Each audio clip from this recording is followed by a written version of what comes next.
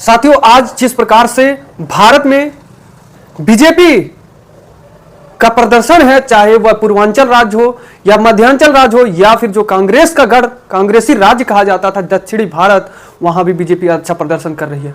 जिसके बाद बीजेपी के इस प्रदर्शन को देख करके विपक्ष की पार्टियां और उनको डर सताने लगी। वहीं विपक्ष की पार्टी, सबसे बड़ी गठबंधन पार्टी इंडिया गठबंधन, उनमें चर्चाएं चलने लगी, बैठकें चलने लगी कि आखिर में जिस तरह से बीजेपी का आज प्रदर्शन है, कहीं आने वाले समय में हम सरकार बनाने की दूर, हम 1-2 सीट तक ही ना सिमट जाएं।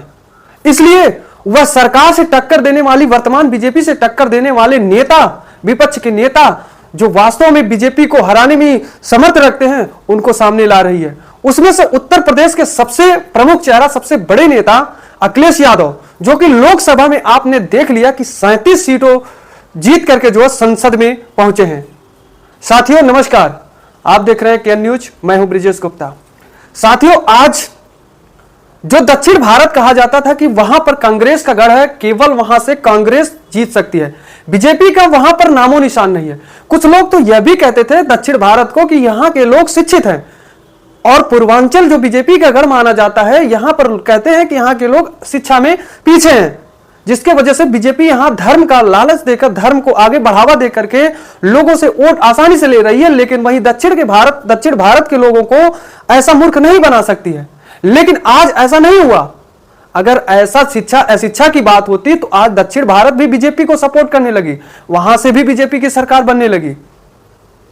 आप यूपी बिहार को छोड़िए, कहीं ना कहीं ऐसी डर इंडिया गठबंधन, जो कांग्रेस की गठबंधन है, इंडिया गठबंधन, जिसमें बिहार की लालू की पार्टी, बंगाल की ममता टीएमसी पार्टी और उत्तर प्रदेश की बीजेपी के बाद सबसे बड़ी पार्टी जो इस समय है समाजवादी की, वह भी गठबंधन में शामिल है। उनमें से सबसे प्रमुख जो चेहरा है अखिलेश यादव को आज जिम्मेदारी दे रही है, क्योंकि अभी जल्द जो है बिहार में इसी साल चुनाव है, और तेजस्वी के सपोर्ट में बिहार में बीजेपी की सरकार ना बन पाए, इंडिया गठबंधन की सरकार ना बन पाए, इसलिए जो है समाजवादी पार्टी के अखिलेश यादव, जो उत्तर प्रदेश में अच्छा प्रदर्शन किया, लोकसभा में 37 सीट जीते हैं, उनको बिहार में लाने की बात कर रही है, प्रचार प्रसार करने की बात कर रही है। और वही कांग्रेस यानी कि इंडिया गठबंधन की एक बहुत बड़ी बैठक होने वाली है, जिसमें से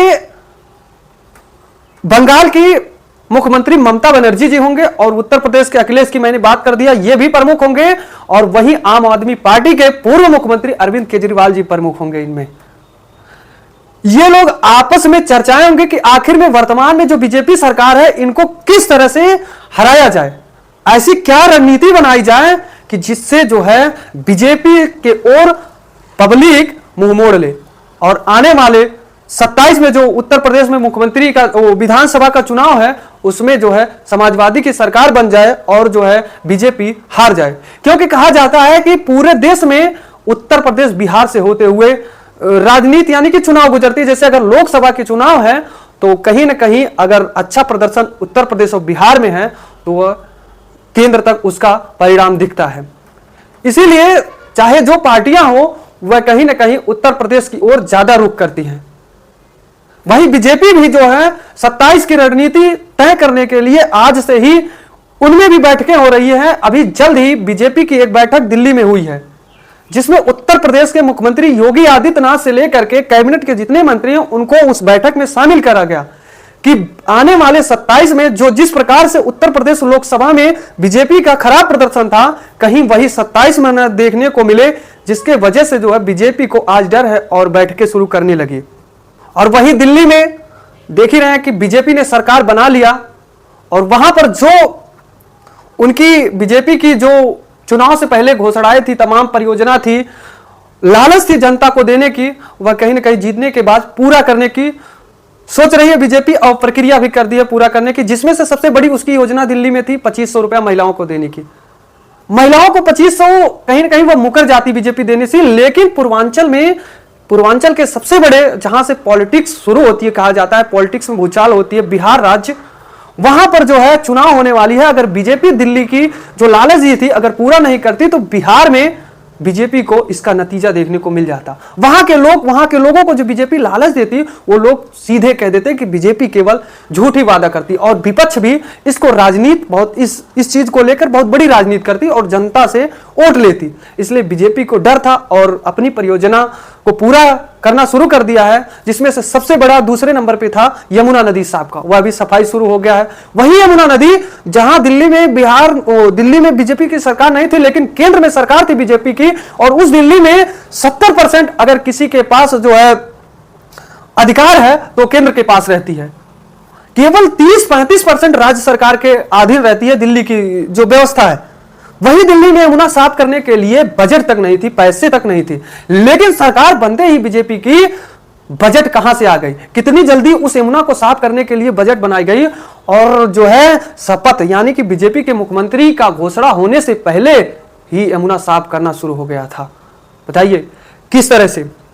और वही यही सब बीजेपी की जो इतनी मजबूती से चुनाव लड़ने की प्रक्रिया है, वही सबको आज विपक्ष कहीं ना कहीं पीछे है।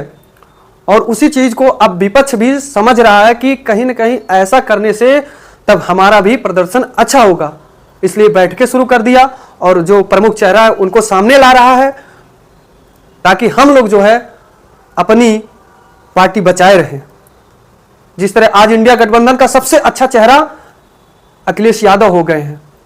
और अखिलेश यादव ये ना अपने आप को सोचे, समाजवादी पार्टी ये ना सोचे कि मैं अगर 37 सीट जीत गया हूं तो मैं अपनी बदौलत अकेले जीता हूं। अगर इंडिया गठबंधन यानी कि कांग्रेस पार्टी अगर इनसे गठबंधन ना किया होता तो इस 37 सीट जीतना इनके लिए बहुत बड़ी बात हो जाती। क्योंकि कांग्रेस की जो चुनाव के समय एक रणनीति थी, संविधान बचाओ और बेरोजगारी का मुद्दा था, यह सब जो है उत्तर प्रदेश के युवा फॉलो किए और कांग्रेस को वोट किए, जिससे 37 सीट जो गठबंधन वाली सपा थी वह 37 सीट जीत पाई थी। तो साथियों, यह थी कुछ हमारी इंडिया गठबंधन के बीच क्या चल रही है, चर्चाएं क्या चल रही है और बीजेपी में क्या चर्चाएं चल रही, इस पे मैंने अपने वीडियो में एक छोटा सा एनालिसिस किया है। आप इस पे क्या कहेंगे कमेंट में जरूर बताएं। तो दीजिए ब्रिजेश गुप्ता को इजाजत, मिलते हैं एक नई मुलाकात नई वीडियो के साथ। और हाँ, लास्ट में मैं ये कहूंगा कि अगर आप मुझे फेसबुक पे देख रहे हैं तो कृपया करके मेरे पेज को फॉलो करें, और यूट्यूब पे देख रहे हैं तो कृपया चैनल को मेरे सब्सक्राइब करें। धन्यवाद।